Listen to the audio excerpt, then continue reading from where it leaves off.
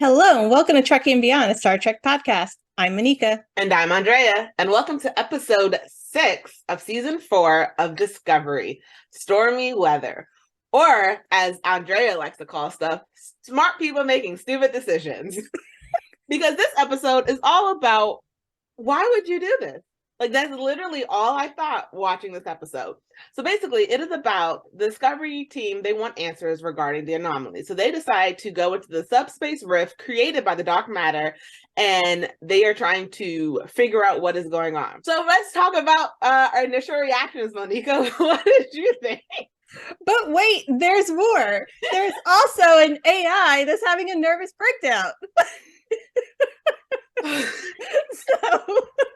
So for me, it's not just about smart people making stupid decisions, but there's an emotional roller coaster ride with something that's traditionally fairly stable, and that's artificial intelligence and robotics and computers. And so that has me a little on edge, little like puzzled how this is gonna roll out, because we still have lots of episodes to go and a mystery to solve. But I also learned that Michael is able to make the ultimate sacrifice and sacrifice herself as captain. I guess she's proving her captainhood yet again. The captain goes down with their ship. That's what she says. However, I don't think they really had to do that. It didn't have to work out this way. I just miss Tilly in this, and I have concerns about how this story is gonna unfold. Normally, I'm not the one that's concerned about the story. That's me. You, but yes. But I'm looking forward to talking about it because I have some fears now. For my initial reaction, the only thing I could think of watching this episode is this is a filler episode. And I don't like filler episodes. I don't like episodes that if you condense it down to 10 minutes and put it into another episode, you get the same reaction. And I honestly believe if they have condensed this into a 10-minute block of another episode, or the end of 5 minutes, like the ending 5 minutes of one episode and the beginning 5 minutes of another episode, we would have had the same reaction. They would have learned the same thing. They would have learned it's stupid to go into the subspace rift. Like there wasn't anything, in my opinion, and I'm not a genius, that was really learned that took the entire time, because they were there, they realized they effed up, they realized they couldn't escape, and they spent the rest of the episode trying to escape. And I really felt like this could have been, all right, end of one episode, we're going into the rift, and they go in, they send out the little thing, find out, okay, crap, and then like we can't get out. That should have been the end of one episode. And then them figuring out how to get out should have been the beginning of the next one. Or them like not being able to get out, figuring out.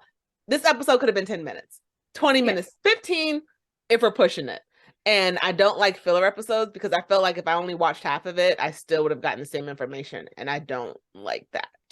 Yes, it was less about the mission and more about the characters, I felt. Yeah. Even though a lot of that has already been established. Yeah. For seasons. Like you keep establishing these character arcs, but like this is their 4th season. Right. We know who they are. We know them. This is now about the story, especially since they want this to be such a story-driven show and not an episode-driven show. You need to push the story and stop giving us episodes that don't need to be a full 40 minutes. My opinion, my initial reaction. I am sorry, people, if you don't like it. Okay, this is where we agree. Yay! Air high five from like across the wherever we are. So let's go ahead and jump in and discuss what this episode is all about. So in the opening scene, we see that Michael is creating her family tree, and both Michael and Book sort of reflect on their families. And I definitely was like, honey, I thought your family, like, no offense, isn't this supposed to be biologically related? I get the whole Spock part and the whole like that family, the Vulcan family, but I was like, just say this is your family friends tree, because you're not technically related to any of these other people. Like, it's not even adoption. It's more of like your work friends. Yeah, they could be your family, but like this is supposed to be like your actual family history. And so like you have your parents, and then you have your other parents, and then you have your brother, and then you have all of their like branches off. but like, okay, we're throwing up Tilly. I love Tilly, but we're throwing up Tilly. Like, really? Like, she's just your best friend, honey. Yeah, to me, what this showed is that Michael's family background is complicated because it could have been like just a separate tree. Well, I learned something about Book and Book's father's birthday. And so this leads me into going down a rabbit hole that perhaps I should not. But we learn a lot more about Book's father in this episode. And I don't want to give away some spoilers of concerns that I have for later regarding his family, but he has some family issues too. Later on, he sees his father. That scene was like, what the F? What are we doing? Why are we doing? Gray and Zora playing a board game, and they're playing chess. And Zora is getting on my nerves because AI should not have feelings. I don't care.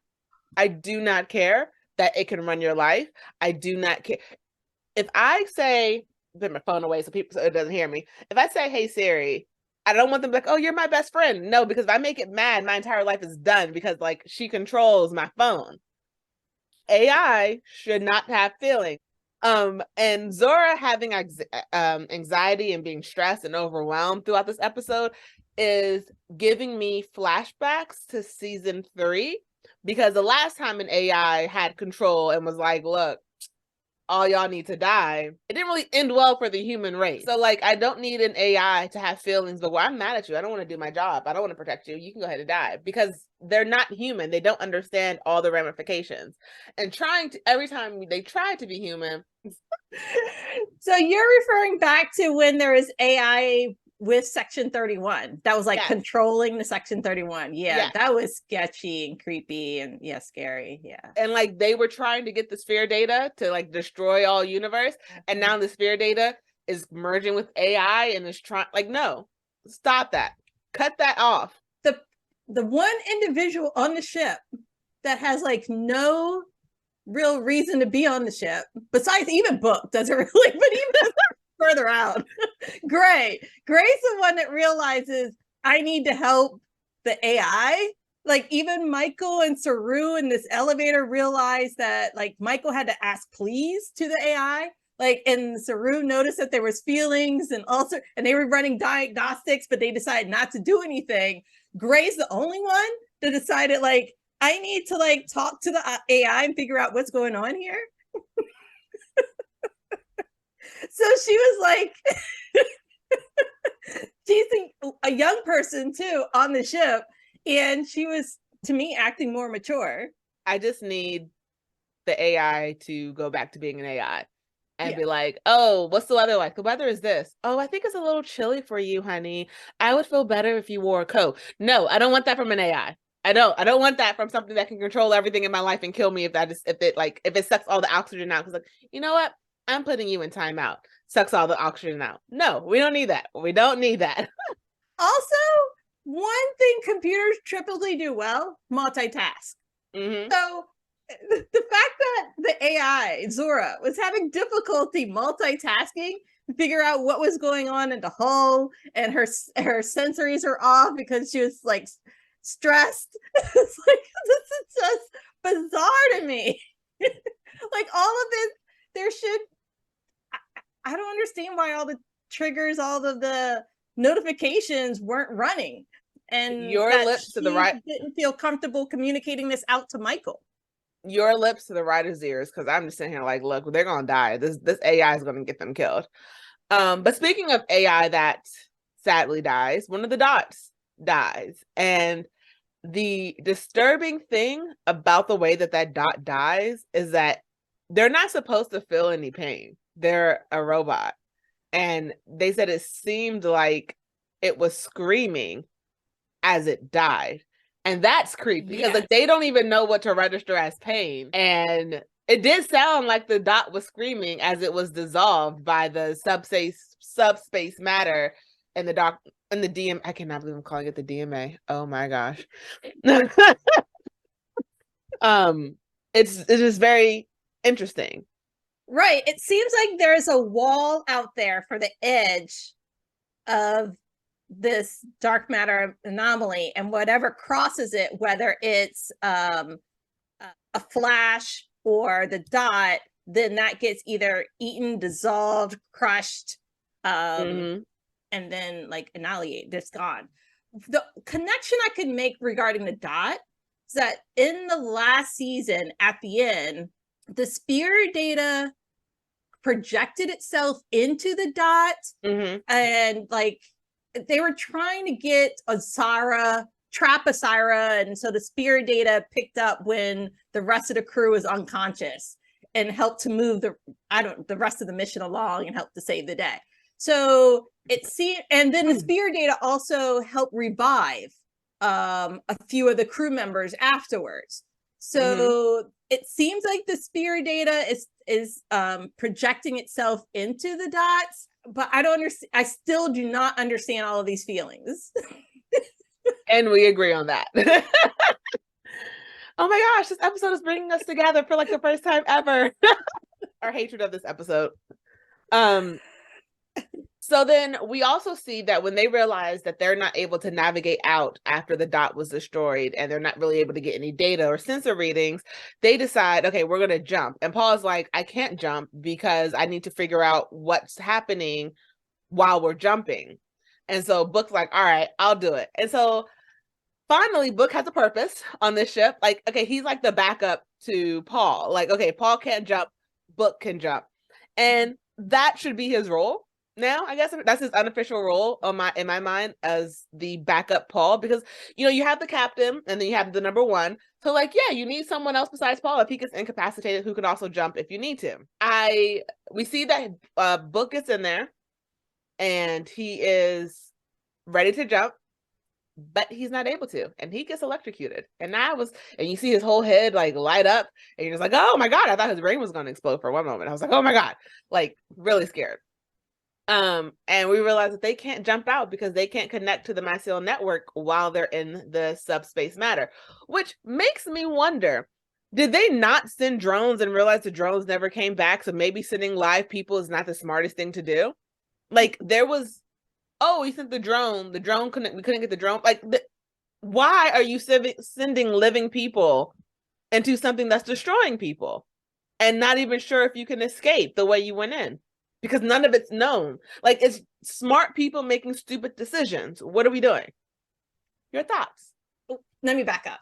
So the nice thing is Paul is sharing responsibility and delegating out. So his character's come a long way. He used to be very selfish and think, oh, he's the only one I could do these certain things.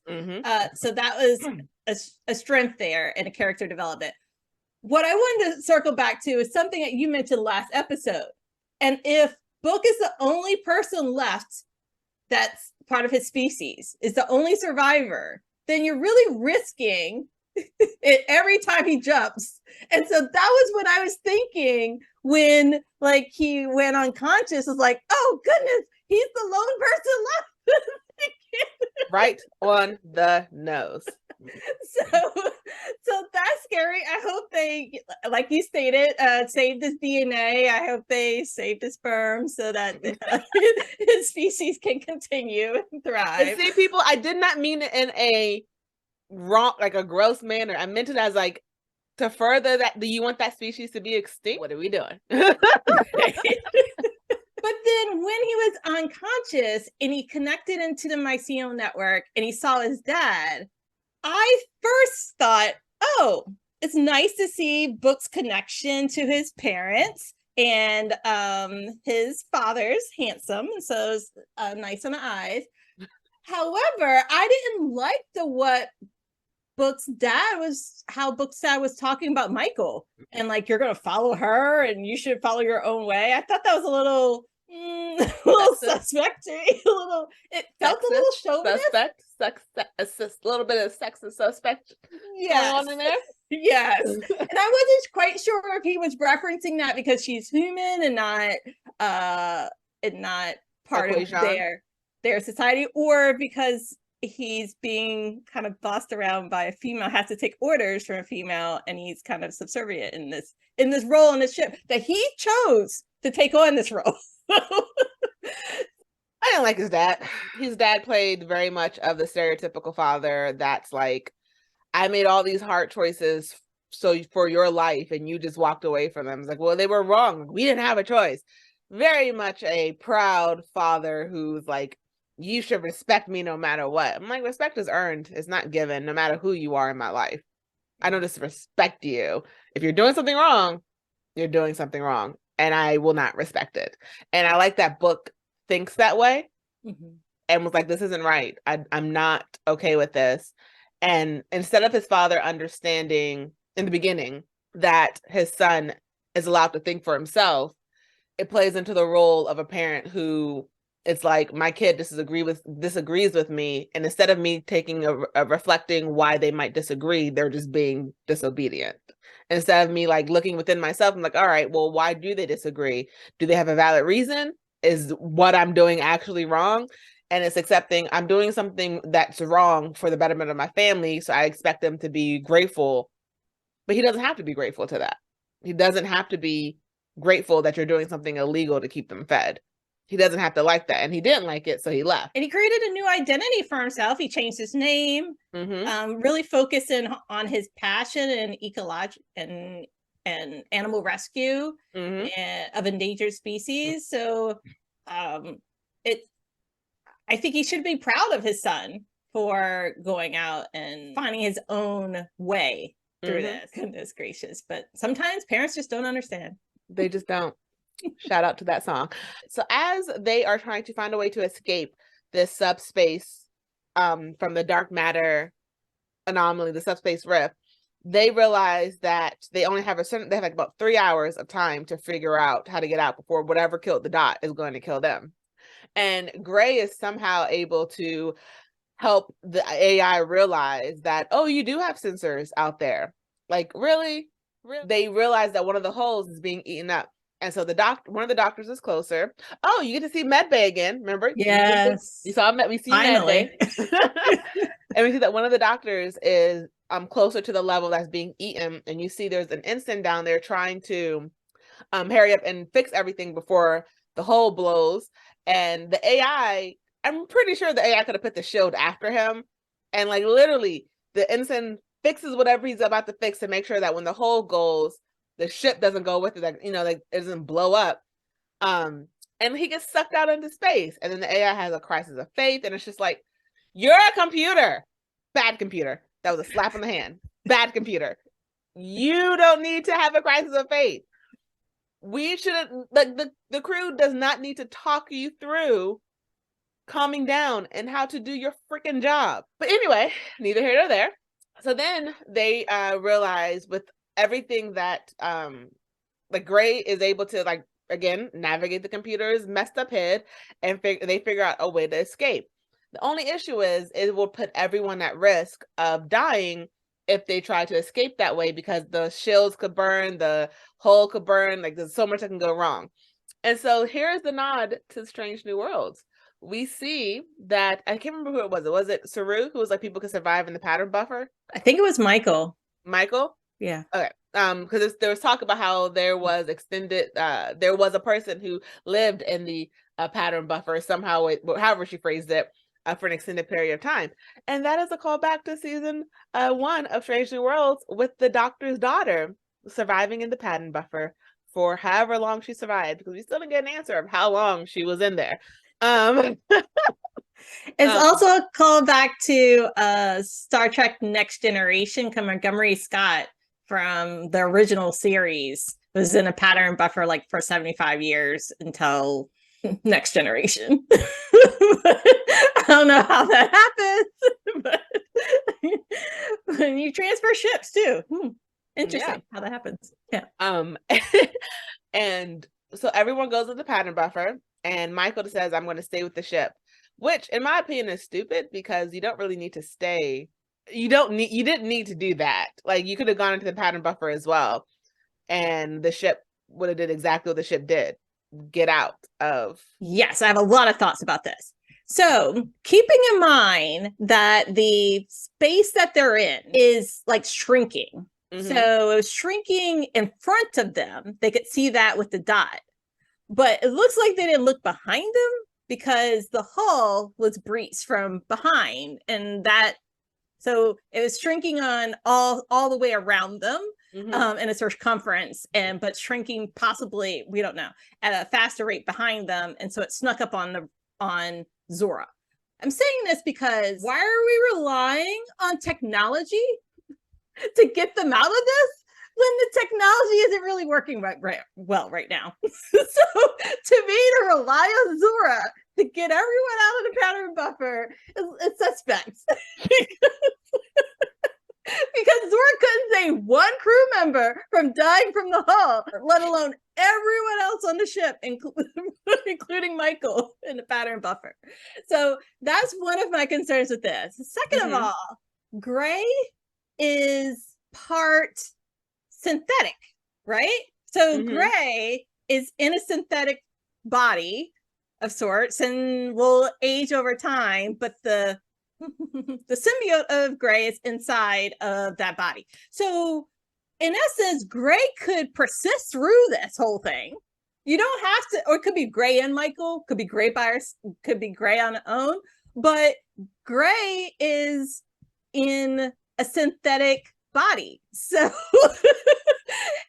so Gray could take this risk on and be okay. So I feel like Gray did not have to beam out and into the pattern buffer like all the other groups, they beamed into as smaller families. But Michael, once again, did not have to take this all on by herself. I feel like that happens time and time again. I understand that the captain should go down with the ship.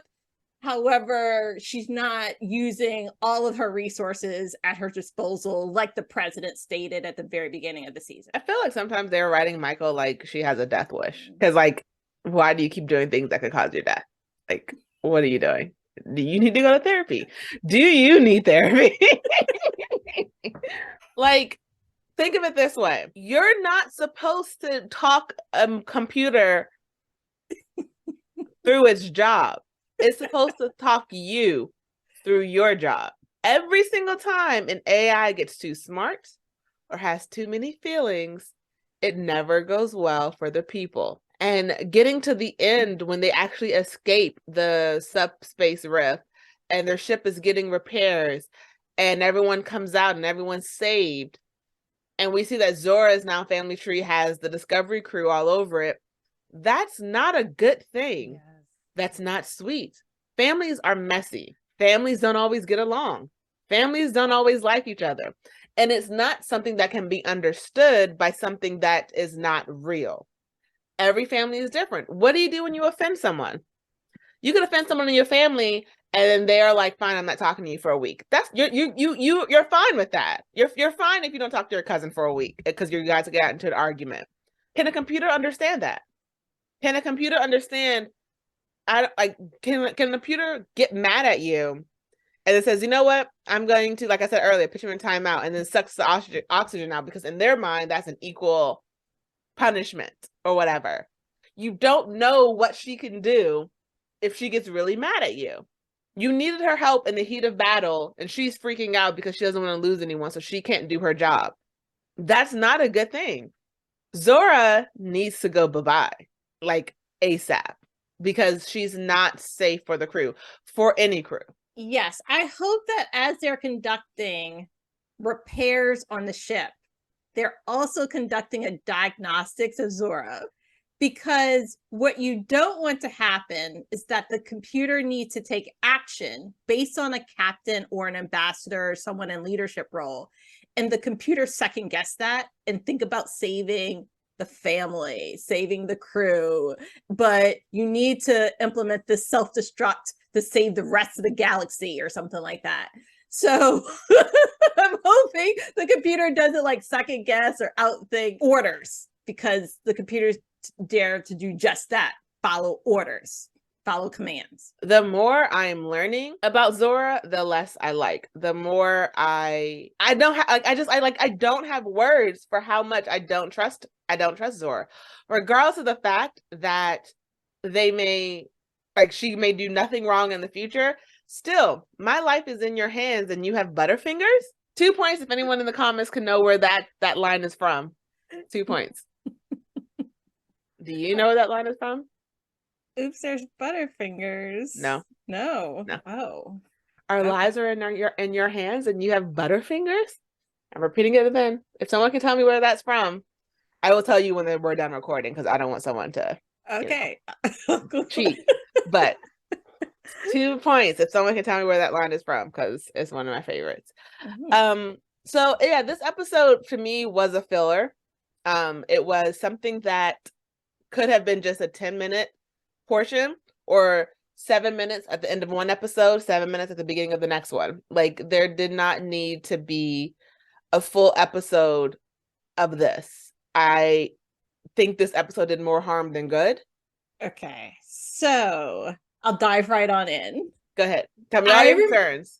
I'm loving that she has concerns because I know it's not just me. Okay, so the last episode, I talked about being worried about the Mycelium Network in May. Like that, out of everything that's going on, like the fact that Hugh was stuck in Mycelium Network and was able to be resurrected from that was like that. I think there was other ways of approaching Hugh, and I really like that character. I just don't like the way they kind of added this fantasy element to help restore his character.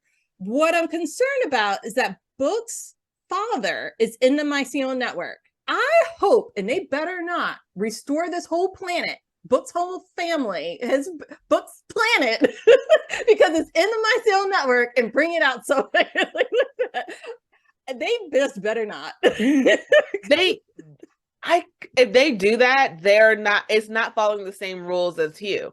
Right. Like they would be breaking because like Paul was literally holding Hugh while he was in a Mycelium Network trance. Yes. Like that's how Paul was able to bring him back because everything aligned in that moment. Like his eyes were glazed over. He was like, he could not see outside the Mycelium Network. He was holding Hugh, crying, and the DNA, whatever, rolled off of him into Hugh and then back onto him with the way that he was holding him. Everything was aligned for Hugh to come back. It's not aligned for Book. I agree. I don't understand why Book's dad is in the Mycelium Network.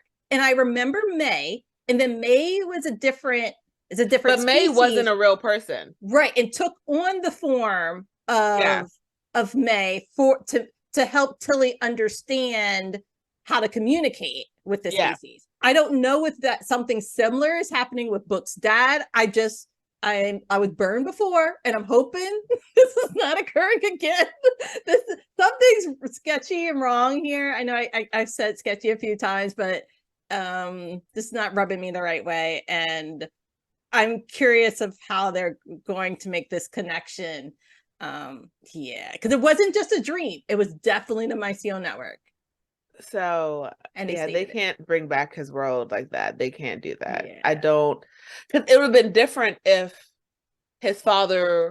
he was holding his father, like again, when he got electrocuted and went into it, like his father was physically there dying and he was holding on to him. Because again, they set it up that these were the rules. Right. You can't break the rules. Right. And also in that scene, Paul cried. Yeah. One of the tears from Paul entered into Hugh. Yeah. And that was supposed to be how this was shared. Yeah. Book was in a completely different place. Yeah. He wasn't even on the planet. Yes. Like, we don't even know if his father's still alive when the planet died, because we never met him in person. Right. So, there are rules and they can't break them. Yeah. Any other final thoughts before we end this episode? So we learn about Book's birth name. So we learned a lot more about Book than I think we've learned before during this. So Tarek is his name, and he said that we would learn more about him as the story unfolded. I was just not thinking it was going to occur this way. We saw a new scene, or something fairly new for me. I know in the last episode we saw Book and that evil scientist in the lounge. I just did not realize it was a bar until the scene. I had never seen a bar on the ship and a lounge and a fireplace until this episode. So I'm just trying to make this rational, like, so that it was part of the re-engineering of the ship, and that they built out a space for the crew to have a little fun instead of just a dining hall in the cafeteria. So I'm justifying that in my head. I miss, though, Tilly. Tilly would have helped add a little soft and humor to this. I miss Jet. So I hope they bring those characters back. The title of the story of this episode was a little puzzling to me at first. It should have been smart people making dumb decisions. Because stormy weather, to me, thinks of like gloom and misery everywhere. So I dived in deeper to find out more about this and went down a deep, dark rabbit hole, everyone. So I will help the world to understand more about how this title was chosen.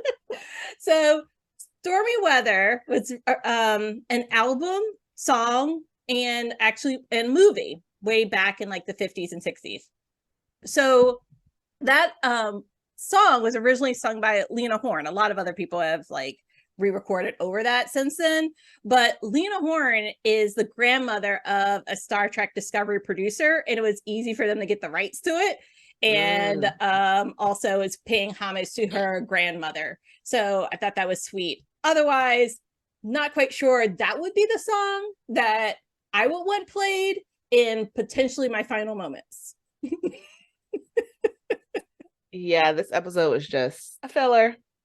I don't disagree with anything you said. For me, though, Stormy Weather, I think, was, how you said, gloom and misery.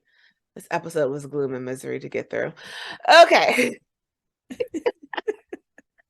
I really want a good ending. I really need a good ending. Because they're setting it up. They're doing all this extra stuff. Somehow Zora probably is connected unintentionally because she's having a tantrum. Who knows? So anything else you would like to share before we end? I think Book's gonna go rogue. I think he's gonna, at some point in time, probably go off and do his own thing, because it seems to be setting it up that like he feels he wants more power, do more research, and he wants to find out about what happened to the planet, and then this other species outside of the galaxy, outside of where they have, I don't know, where everyone else has traveled, to find out who did this and resolve it for his people. For himself. His people are dead. I'm sorry, that was very dark. That came out of nowhere. It didn't come out of nowhere. It was supposed to stay in my head. I apologize, people. So as y'all know, I'm dead inside. So that's everything I have. And that's everything I have. Okay. So as always, I am Andrea. And I'm Anika. And live long and prosper.